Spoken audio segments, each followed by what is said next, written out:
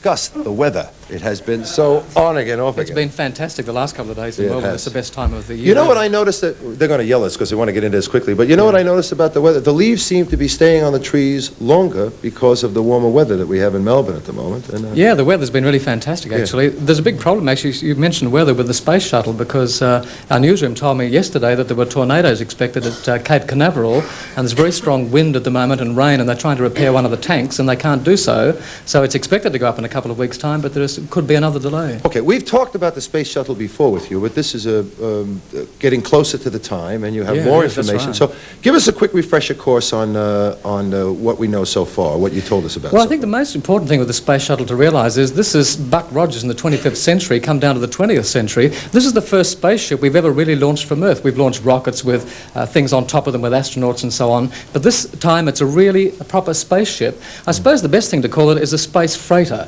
It'll be taking prefabricated space stations into space. It'll be taking laboratories into space. It can take a satellite up and put a satellite into space. It can take the satellite down out of space. It can bring it back to Earth again, so it can be serviced on Earth. And this will save probably at least half the amount of money we've been spending on space so far. But this is the first reusable spacecraft. It's the first real spacecraft we've had. It's a space freighter. And what I'd like to do now, I'd like to show you, can I show you some photographs I brought in? Sure. So we can have a look at what this is really all about. Now, in that first one, on your left there, you see the actual space shuttle itself, which is about the size of a DC-9 aircraft that we fly here in Australia. It looks like a jet. Yeah, that's right. It does. It's about the size of a DC-9. Now, attached to that, underneath that big tank, is the actual fuel tank, because the actual shuttle itself can't carry enough fuel to get up to 61 miles or 160 miles or however high it goes. And on either side of that fuel tank, you've got two rocket boosters. Now, the original test with this, which I'll show you on film in a moment, which are very interesting, the first test to test the aerodynamics of the space shuttle, because it's a glider when it's in the atmosphere, the first tests were done on the back of a jumbo jet, a Boeing 707. And now we have the next photograph coming up, I think, in just a second. Now, that gives you an idea of what the space shuttle will do in orbit. It'll take up prefabricated space stations and satellites and so on, and that's how it will look actually when it's in orbit. We have the next one coming up now. And this is very interesting because here we have a solar collector collecting solar energy up in orbit above the Earth, and by microwaves they beam the energy down to a space receiving station. The energy there is converted into electricity and sent to a city like New York or something like that. So this could possibly do away with the oil shortages and all those kind of things? Oh, I think so for sure. I think the next 10 years in space are going to be absolutely fantastic because of the space shuttle. What I'd like to do now is have a look at some film of how they developed the space shuttle and what it really is going to do. So let's go with the film now. Sure. So the first space shuttle ever built, the Enterprise, takes off on top of a Boeing 747 for a test flight. This is the first time an aircraft has played piggyback since a flying boat was driven along on top of a T-model Ford in 1916. Jeez. At first, the space shuttle was attached to the jumbo jet throughout the test flight. Then in August 77, at 6.5 kilometres or 22,000 feet, the bolts holding the shuttle to the jumbo were exploded, and the shuttle was cut loose for the first time ever.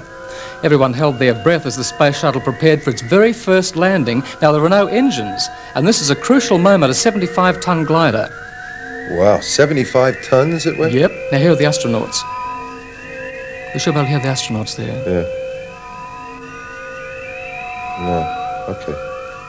They're describing how it comes down. And, of course, there's a countdown here because the nose wheel is about to come down. See, this is the first time this ever happened, ever in the history of mankind, a 75-ton glider. Yeah. Really is a magnificent looking thing, about the size of a DC-9. Now, when the Enterprise left the manufacturing plant to be taken to the Mojave Desert in California, the public had its first real look at a spaceship before it was ever launched. On its first journey, it travelled at only 5 kilometres an hour, or 3 miles an hour, but it's never moved that slowly ever again. And these films give you a pretty good idea, Don, of its size, as I say, about the size of a commercial DC-9. Yeah. Now, at this point, it's hauled up into the launching platform for what's called the water deluge test. 1,400,000 litres, or 300,000 gallons of water, are dumped on the platform to counteract the damaging noise vibrations caused by the engines at liftoff.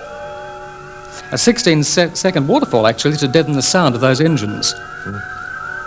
And of course, this has to happen in a couple of weeks' time. You have to store all that water, too. Yeah, that's right. Now, the Space Shuttle, Don, has 3 main engines in its tail, and for 3 years they've been undergoing thorough testing. These rocket engines have a total thrust of nearly 1.5 million pounds, and so far they've been fired 98,000 times to make sure that they're right. Here's one of the solid 2 rocket boosters that will help the space shuttle to get off the ground. It's laid out horizontally for a test firing in Utah. And here we go. Here we go. Now, this rocket booster produces 2,650,000 pounds of thrust, and there are 2 of those. Now, on the spaceship itself are 44 small rocket engines to help it maneuver in space, and here they are being test-fired, of course. And now we see that big, huge fuel tank, which is underneath the space shuttle when it takes off. It holds 703,000 kilograms of fuel to get the thing off the ground. Meanwhile, astronauts are taking underwater tests for flights in the space shuttle. In a tank 13 metres deep, they have similar weightless conditions to the ones they have in space. Oh, right, yeah. Now, in space, Don, an astronaut can lift on his own 9 tons of material. And once in orbit, the space shuttle, with that giant manipulator arm, can lift a satellite out of the cargo bay and then place it into orbit. Now, the remote-controlled arm has a shoulder, an elbow, a wrist, and a grasping hand. So, as I said, satellites can be launched, or they can be taken in by the satellite and serviced in the shuttle itself or brought back to Earth again. This is how the shuttle looks in orbit above the Earth, and equipment and various experiments will be loaded on the Earth, and the shuttle will take off with 7 people, and it can carry 30 tons of cargo up to 600 miles outside Earth. In fact, Don, you could rent 5 cubic feet on one of these for $10,000. Oh. If you want to spend your salary tonight. Yeah. Or the whole thing for $21 million.